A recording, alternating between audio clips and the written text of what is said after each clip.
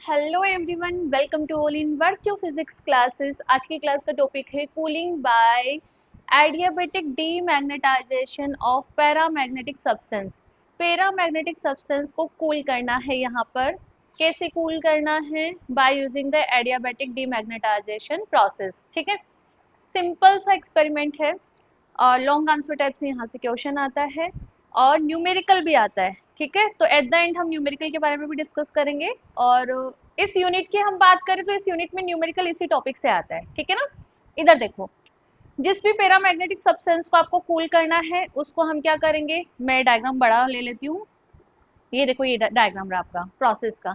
जिस भी paramagnetic substance को हमें कूल करना है उसे हम इस ट्यूब ए के अंदर ले लेंगे। ठीक है, और इस ट्यूब ए से हीलियम चैम्बर कनेक्ट है और वैक्यूम पंप कनेक्ट है। बात समझ आई? इस ट्यूब ए को अब हमें एक लिक्विड हीलियम से भरे हुए कंटेनर के अंदर रखना है। ये यहाँ पर क्या भरा हुआ है? लिक्विड हीलियम भरा हुआ है। ठीक है, इस लिक्विड हीलियम के कंटेनर को एक और अनोदर कंटेनर में रखना है जहां पर लिक्विड हाइड्रोजन फिल है।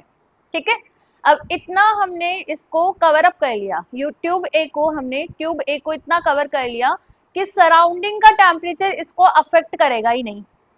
एक बात तो ये समझ आई अब हमें। ठीक है, इसके साथ साथ ही ट्यूब ए में क्या ले रहे हैं हम? पैरामैग्नेटिक सब्सटेंस ले रहे हैं। ठीक है, पैरामैग्नेटिक सब्सटेंस की हमें ससेप्टिबिलिटी कैलकुलेट करनी है जिसे हम जाई से रिप्रेजेंट करते हैं। तो इस ससेप्टिबिलिटी को कैलकुलेट करने के लिए इस ट्यूब ए को हम कोएक्सियल सोलेनोइडल से रैप कर देते हैं। कोएक्सियल सोलेनोइडल से, सोलेनोइड जानते हो ना, एक तरह से मैग्नेटिक फील्ड ही होता है। ठीक है, इस ट्यूब ए को कोएक्सियल सोलेनोइड से हम रैप कर देते हैं और इसका ससेप्टिबिलिटी मेजर कर लेते हैं। अब क्वेश्चन ये रेज होता है कि मैम ससेप्टिबिलिटी क्यों कैलकुलेट कर रहे हैं? For the paramagnetic substance susceptibility is inversely proportional to temperature. Temperature के इनवर्सली प्रोपोर्शनल होती है। तो इस प्रोसेस को क्या बोलते हैं, फॉलो करने से पहले ही हम एक बार इस पैरामैग्नेटिक मटेरियल का ससेप्टिबिलिटी यहाँ पे कैलकुलेट कर लेंगे। ठीक है, इस कंप्लीट चैम्बर को हम यहाँ पर स्ट्रॉन्ग मैग्नेटिक फील्ड के अंदर रख देते हैं। एन और एस यहाँ पे स्ट्रॉन्ग मैग्नेटिक फील्ड है। ठीक है, प्रोसेस समझ आया इसका? क्या करना है, रिपीट करना है क्या? ट्यूब ए के अंदर पैरामैग्नेटिक साल्ट ले लिया हमें जिसको हमें कूल करना है। ये कनेक्टेड है हीलियम चैम्बर से और वैक्यूम पंप से। इसको हमने कहाँ रखा है? सबसे पहले लिक्विड हीलियम के कंटेनर के अंदर रखा है, फिर लिक्विड हीलियम के कंटेनर को हमने लिक्विड हाइड्रोजन के कंटेनर के अंदर रख दिया। ठीक है, ताकि सराउंडिंग का जो टेम्परेचर है उसको अफेक्ट ना कर सके। इसके साथ साथ ही हमने ट्यूब ए को यहाँ पर एक कोएक्सियल सोलेनोइडल से रैप कर दिया ताकि इसका ससेप्टिबिलिटी हमें पता लग जाए। ठीक है, और कंप्लीट इस सिस्टम को हमने स्ट्रॉन्ग मैग्नेटिक फील्ड के अंदर रखा है। एन और एस दो पोल लगाए हैं। ये इसका कंस्ट्रक्शन है। बात समझ आई? वर्किंग पे आओ, पहले कंस्ट्रक्शन लिखो। देखो कैसे लिखकर आना एग्जाम में। To produce extremely low temperature by this method a sample of paramagnetic salt such is, कौन सा ले रहे हैं? Gadolinium sulphate and potassium aluminium sulphate is capped in a glass tube A. इस ट्यूब ए के अंदर हमें वो पैरामैग्नेटिक साल्ट लेकर चलना है। ठीक है, इसके बाद this tube is connected to a helium chamber and vacuum chamber. ये देखो, हीलियम चैम्बर ये रहा और वैक्यूम चैम्बर ये रहा। This glass tube is kept in Deva flask containing liquid helium, which in turn it kept in a Deva flask containing liquid helium, which in turn kept in a Deva flask containing hydrogen। क्या बोल रहे हैं हम? इस ए को हमने कहा रखा है लिक्विड हीलियम के कंटेनर के अंदर रखा है और लिक्विड हीलियम के कंटेनर को अगेन लिक्विड हाइड्रोजन के कंटेनर के अंदर रखा है। रीजन क्या है? In this way, a temperature gradient is produced that extremely low temperature produced by the sample could not come in the contact of the surrounding। ठीक है, इसका टेम्परेचर बहुत लो भी हो जाता है तब भी ये सराउंडिंग के टेम्परेचर से कनेक्ट नहीं हो पाएगा। And this low temperature of the specimen is determined by the wrapping a coaxial solenoidal coil around a tube A। क्यों? बिकॉज जो ससेप्टिबिलिटी है वो इनवर्सली प्रोपोर्शनल होती है टेम्परेचर के। And measuring the magnetic susceptibility of the specimen, specimen जो आप paramagnetic salt लेकर चल रहे हो ना उसकी बात कर रहे हैं बेटा हम। Now the whole arrangement is kept between the poles of a strong magnet And according to Curie's, magnetic susceptibility of the paramagnetic salt is inversely proportional to the temperature. बात समझ आई? अब देखो वर्किंग प्रोसेस क्या रहेगा. Working देखो इधर. In the beginning, liquid helium is continuously passed in the glass tube A. इस ट्यूब ए को हमने कहाँ रखा है, लिक्विड हीलियम में रखा है. तो जैसे लिक्विड हीलियम में रखोगे तो ये लिक्विड हीलियम इस ए ट्यूब से कंटिन्यूअस पास होता रहेगा. और कब तक पास होता रहेगा, जब तक कि लिक्विड हीलियम का टेम्परेचर और ट्यूब का टेम्परेचर सेम नहीं हो जाए. ठीक है. अब हम यहाँ पे क्या करेंगे, मैग्नेटिक फील्ड जो हमने लगाया स्ट्रॉन्ग पोल एन इन एस, इसका स्विच ऑन कर देते हैं. ठीक है. इसका जैसे हमने स्विच ऑन करा तो अब ट्यूब में जो मैग्नेटिक साल्ट रखा है हमने उसका टेम्परेचर इंक्रीज हो गया. अब जैसे टेम्परेचर इंक्रीज हुआ तो इसके अंदर जो लिक्विड हीलियम है वो किसके अंदर कन्वर्ट हो गया, वेपर के अंदर कन्वर्ट हो गया. ठीक है. सो अब इस ट्यूब ए से हमें इस हीलियम वेपर को और लिक्विड हीलियम को, इन दोनों को रिमूव करना है. इन दोनों को हम यहाँ पे रिमूव करेंगे बाय द वैक्यूम पंप. और रिमूव करके हम इसके अंदर वैक्यूम अगेन जनरेट कर देंगे. अब वैक्यूम जनरेट करने के कुछ टाइम बाद, आफ्टर सम टाइम, जैसे वैक्यूम क्रिएट कर दिया तो आफ्टर सम टाइम ये जो ट्यूब ए है वो इस लिक्विड हीलियम के थर्मल इक्विलिब्रियम में आ जाएगी. क्या हो जाएगा, इस लिक्विड हीलियम के थर्मल इक्विलिब्रियम के अंदर आ जाएगी. अब हमने जो स्विच ऑन करा था उसको ऑफ कर दो. जैसे स्विच ऑफ करा तो इसमें जो पैरामैग्नेटिक मटेरियल है वो डीमैग्नेटाइज हो जाएगा. अब पैरामैग्नेटिक मटेरियल डीमैग्नेटाइज हुआ तो टेम्परेचर एकदम से डिक्रीज हो जाएगा. और एकदम से डिक्रीज होकर हम 103 केल्विन तक इतना कम टेम्परेचर एक बार में अचीव कर सकते हैं. इसे हम बोलते हैं एडियाबैटिक डीमैग्नेटाइजेशन प्रोसेस. बात समझ आई? देखो, in the beginning liquid helium is continuously passed in a glass tube A so that the temperature of the paramagnetic salt become equal to temperature of the liquid helium. Now the salt is magnetized by the switching on the strong magnetic field and consequently the temperature of the salt rises and some liquid helium in a tube A convert into gaseous form. And the liquid and gaseous helium both are now pumped off from the tube A with a high vacuum pump to create vacuum in it. ठीक है, समझ आया? Now after some time the magnetized salt comes in thermal equilibrium with the liquid helium. Tube ए से तो हमने pump out कर दिया था. थोड़ी देर बाद जो इसे हमने लिक्विड हीलियम के अंदर रखा था ना, तो वो लिक्विड हीलियम के साथ ट्यूब ए में जो पैरामैग्नेटिक साल्ट है वो थर्मली इक्विलिब्रियम में आ जाता है. अब क्या करना है, स्विच ऑफ कर दो. Now the magnetised field is switch off suddenly. Instantaneous adiabatic demagnetisation of salt take place and its temperature fall. उस साल्ट का टेम्परेचर कम हो जाएगा and by this method the extremely low temperature up to 103 Kelvin can be produced. ठीक है, एक बार में हम इतना कम टेम्परेचर वहां पे अचीव कर सकते हैं. Now the mathematical analysis. देखो इसका मैथमेटिकल एनालिसिस क्या है, एक फॉर्मूला हमें डिराइव करना है. ठीक है, फॉर्मूला हमें डिराइव करना है, उस फॉर्मूले से कई बार न्यूमेरिकल क्वेश्चन आया हुआ है. ठीक है, सो करें शुरू मैथमेटिकल एनालिसिस. सबसे पहले हमने यहाँ पर डिफाइन करा है strong magnetic field which is b. Let the intensity of magnetisation is induced in the paramagnetic salt capped in a glass tube A by the application of the strong magnetic field is b. हमने यहाँ पे जो strong magnetic field लिया है N और S, उसको हमने यहाँ पे बी से डिफाइन करा है. ठीक है, सो the work done on the paramagnetic salt. बेटा यहाँ पे हम किसकी बात कर रहे हैं, मैग्नेटिक फील्ड की बात कर रहे हैं. तो वर्क डन डी डब्ल्यू यहाँ पे होगा बी डी आई. क्या रिप्रेजेंट करोगे, b D i. So the work done on the paramagnetic salt dw equal to b di और the work done by the substance. अब सब्सटेंस के through कितना work done होगा, विच इज माइनस का b di. ठीक है, work done हमें पता लग गया. ठीक है, तो अब हम यहाँ पे थर्मोडायनेमिक फर्स्ट लॉ अप्लाई कर देते हैं. थर्मोडायनेमिक फर्स्ट लॉ क्या बोलता है, dq equal to du plus dw. dq यहाँ पर अमाउंट ऑफ हीट सप्लाई को रिप्रेजेंट करता है, du यहाँ पर चेंज इन इंटरनल एनर्जी को रिप्रेजेंट कर रहा है और dw यहाँ पे total work done by the substance with including mechanical work PdV को रिप्रेजेंट कर रहा है. ठीक है, तो यहाँ पे dW कितना हो जाएगा, देखो अब dq equal to du plus dw. तो dw टोटल वर्क डन को रिप्रेजेंट कर रहा है, तो टोटल वर्क डन कितना है PdV और माइनस का BDI पैरामैग्नेटिक सब्सटेंस से कितना वर्क हो रहा है. ओके, तो dq कितना हो जाएगा बेटा, dq हमारे पास है du प्लस डी डब्ल्यू, तो यहाँ पे डी क्यू इक्वल टू मेरे पास आ रहा है डी यू, मैं ऐसे रहने दूँ, plus P D V minus का बी डी आई। अब देखो change in volume, change in volume तो यहाँ पे क्या होता है, चेंज इन वॉल्यूम जीरो, तो डी वी कितना हो जाएगा आपका, चेंज इन वॉल्यूम कितना होता है यहाँ पे जीरो, तो आप डी वी को क्या पुट करोगे जीरो, तो आपके पास डी क्यू कितना रहा, डी क्यू मेरे पास आ रहा है डी यू माइनस का बी डी आई, ये वैल्यू आ रही है मेरे पास डी क्यू की।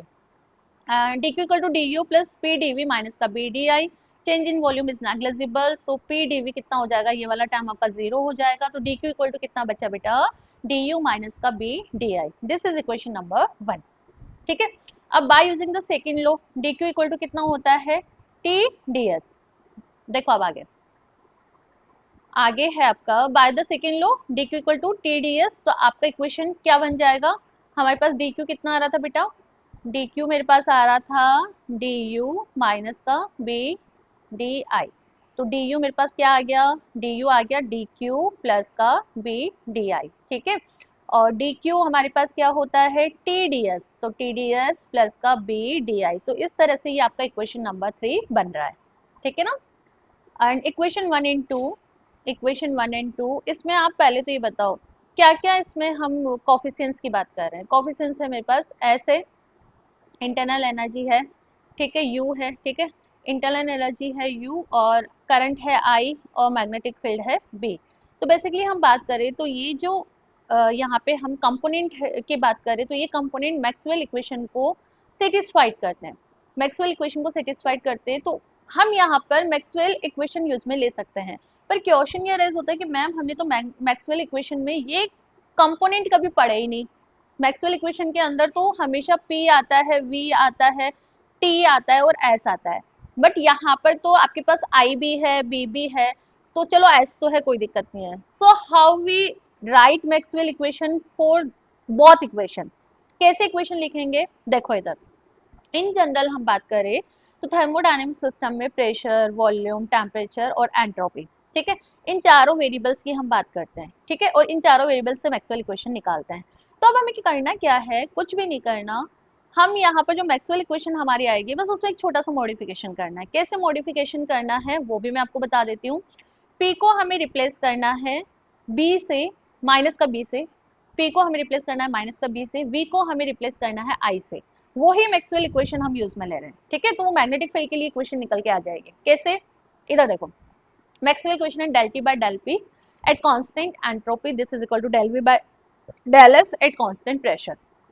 ठीक है, अब यहाँ पे हमने क्या करा था, डी क्यू इक्वल टू क्या होता है, टी डी एस होता है, तो डी एस कितना हुआ बेटा यहाँ पे, डी क्यू बाई टी, तो हमने यहाँ पे डेल एस की जगह del Q by del T put करा, del Q by T put करा है, डिनोमिनेटर में टी है तो वो ऊपर जाकर यहाँ आ जाएगा, तो आपका ये वाला equation T del V by del Q बन जाएगा by using the thermodynamic second law. ठीक है, अब हमें क्या करना है, इस इक्वेशन के अंदर मॉडिफाई करना है, पी को रिप्लेस करना है माइनस बी से और वी को रिप्लेस करना है आई से। कर दे, यदि आप यहाँ पे रिप्लेस करोगे तो del T by del B बन जाएगा, करो यहाँ पे del T by del B बन जाएगा ना, और माइनस साइन भी है तो उसको हम इधर ले लेंगे। ठीक है, at constant entropy this is equal to T, ऐसे के ऐसे ही है, v को हमें i से रिप्लेस करना है तो del i by del q, p को मैं b से रिप्लेस कर रही हूँ। ठीक है, अब यहाँ पे जो नेगेटिव साइन है वो मैं इधर लगा रही हूँ, तो del t by del b as equal to minus का t del i by del q b, ये इक्वेशन मैक्सवेल इक्वेशन बनेगा for the magnetic field, del t by del b as equal to minus का t del i by del q b equal to, ठीक है, this is equation number 4। अब del I by del Q हम calculate कर सकते हैं, how, by using the susceptibility formula of paramagnetic substance. तो देखो इधर नाउ ऊपर नीचे हमने टी से मल्टीप्लाई, डेल टी से मल्टीप्लाई कर दिया, डेल टी से मल्टीप्लाई करोगे तो आपका एक्सप्रेशन कैसे बनेगा, माइनस का T del I by del T, इसको नीचे लेकर जाऊंगे डिनोमिनेटर में तो उल्टा टर्म हो जाएगा del Q by del T. अब del Q by del T तो यार हम स्पेसिफिक हीट बोलते हैं, तो यहाँ पर भी हमने स्पेसिफिक हीट बता दी, ठीक है, मैग्नेटिक फील्ड के लिए। But if the specific heat for 1 gram substance is Cv, for unit volume of the specimen, आपका यहाँ पर del Q by del T क्या हो जाएगा, डी सी बी, डी यहाँ पर डेंसिटी को रिप्रेजेंट कर रहा है। ठीक है, तो del T by del B, जो हमारे पास del Q by del T था उसको मैंने रिप्लेस कर दिया डी सी बी से, तो इसके डिनोमिनेटर में क्या आ गया, डी सी बी आ गया, and this is equation number 7। ठीक है, del I by del T तो कैलकुलेट कर ही लोगे, कैसे, आ जाओ, ससेप्टिबिलिटी वाले फॉर्मूले पे। ससेप्टिबिलिटी क्या होती है, 1/t इनवर्सली प्रोपोर्शनल होती है यहाँ पे टेम्परेचर के, और सी यदि आप प्रोपोर्शनल साइन हटाते हो तो यहाँ पे कांस्टेंट आता है सी, जिसे हम क्यूरी कांस्टेंट बोलते हैं। तो chi equal to C by T किसके बराबर है, mu naught I upon B. तो बेटा यहाँ से आई का फॉर्मूला निकाल सकती हूँ क्या, yes, C B upon mu naught T. अब यहाँ से del I by del T निकालना है तो निकाल लेंगे, क्या करना है, डिफरेंशिएशन टी के रिस्पेक्ट में माइनस का C B upon mu naught T square हो जाएगा, क्यों, 1/t का माइनस का 1 अपॉन टी स्क्वायर होगा। तो यहाँ से हमने डेल आई निकाला, आई के बाद हमने del I upon del T ये निकाल लिया। अब इस वैल्यू को पुट कर दो इक्वेशन नंबर 7 में, del T by del B, del I by del T की जगह मैंने वैल्यू पुट कर दी, ठीक है। और नेगेटिव साइन पहले भी था और एक नेगेटिव साइन, तो नेगेटिव नेगेटिव यहाँ पे पॉजिटिव हो गया। और यहाँ पर देखो b ऐसे के ऐसे ही है, तो यहाँ पर हम एक t से एक t को कैंसिल कर देंगे, तो c upon d mu not, c upon d mu not, इसे हम अनदर कांस्टेंट बोल रहे हैं a, c c ये रहा ना, c upon d mu naught, इन तीनों को a लिख दिया, बाकी b ऐसे के ऐसे ही है, सी बी और एक t से एक t कैंसिल हो गया तो केवल t बचा, तो a b upon C B T, ये आपका बन रहा है del T by del B का फॉर्मूला। ओके, सो नाउ अब देखो a हमने यहाँ पे डिफाइन कर दिया, तो डेल, अब हम क्या कर रहे हैं, इसको इंटीग्रेट करेंगे। इंटीग्रेट कैसे करेंगे, यहाँ पे t वाली टर्म लूजी है, इसको इधर ले आओ, ठीक है, तो डेल टी बना, और इस डेल बी को इधर ले आओ, देखो इधर, तो ये एक्सप्रेशन बन जाएगा आपका T del T equal to A upon C B dot B del B. अब इंटीग्रेशन करना है, अब हम क्या करें बेटा, स्विच ऑफ कर देते हैं। स्विच ऑफ करोगे तो आपका जो मैग्नेटिक फील्ड था बी से डायरेक्ट जीरो चल जाएगा, और टेम्परेचर आपका T1 से T2 में कन्वर्ट हो जाएगा, टेम्परेचर चेंज हो जाएगा।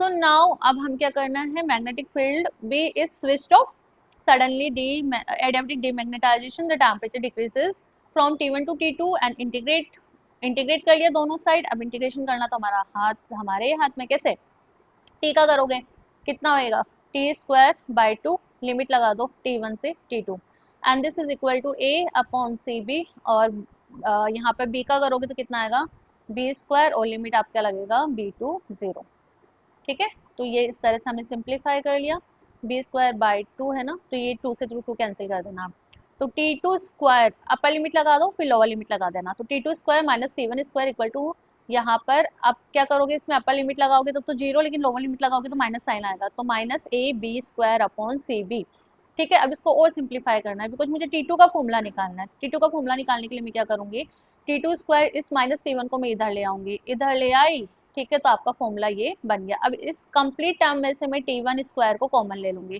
कैसे, ये देखो हमने कर रखा है, टी वन स्क्वायर हम इधर ले आए, अब टी वन स्क्वायर को मैंने कॉमन ले लिया तो यहाँ वन आ गया, और यहाँ पे टी वन स्क्वायर नहीं है तो डिनोमिनेटर में ये चल जाएगा।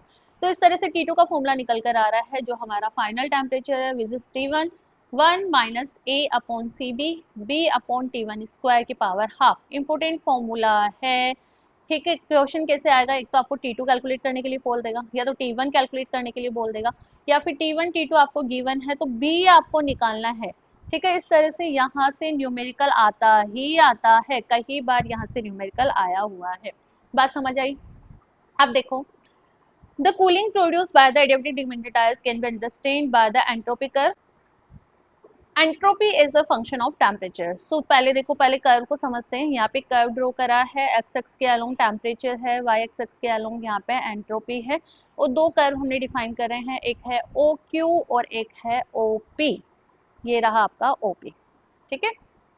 देखो अब जैसे ही आप यहाँ पे डीमैग्नेटाइज करते हो तो एंट्रोपी S1 से डिक्रीज होकर कहाँ तक आ जाती है, S2 तक आ जाती है, ठीक है। और टेम्परेचर कम होता है, दैट टाइम यहाँ पर एंट्रोपी की वैल्यू कांस्टेंट बनी रहती है, ठीक है। उसके बाद आप और डिक्रीज करोगे टेम्परेचर तो ये भी और डिक्रीज होता जाएगा। तो ये कर्व यहाँ पे डिफाइन करता है एडियाबैटिक डीमैग्नेटाइजेशन को। OP and OQ curve represent the variation of entropy S of the substance with the temperature T, ठीक है। when the magnetic field आप डायरेक्ट यहाँ तक आओ, फिर इसके बाद यहाँ आओ।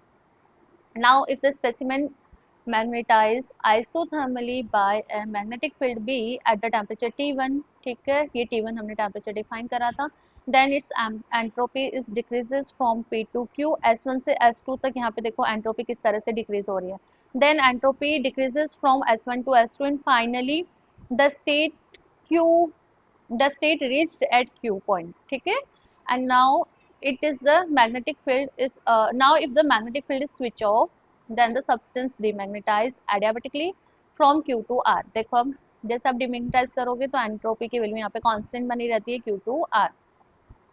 And the temperature decreases from T1 to T2 और how we notice here देखो टेम्परेचर T1 से यहाँ था अब यहाँ पे आ चुका है, तो जिस तरह से यहाँ पे एंट्रोपी डिक्रीज हो रही है उसी तरह से यहाँ पे टेम्परेचर की वैल्यू भी डिक्रीज हो रही है। तो इस तरह से एंट्रोपी के कर्व से भी हम टेम्परेचर के वेरिएशन को स्टडी कर सकते हैं। इन द नेक्स्ट लेक्चर हम बात करेंगे about the numerical question of this unit.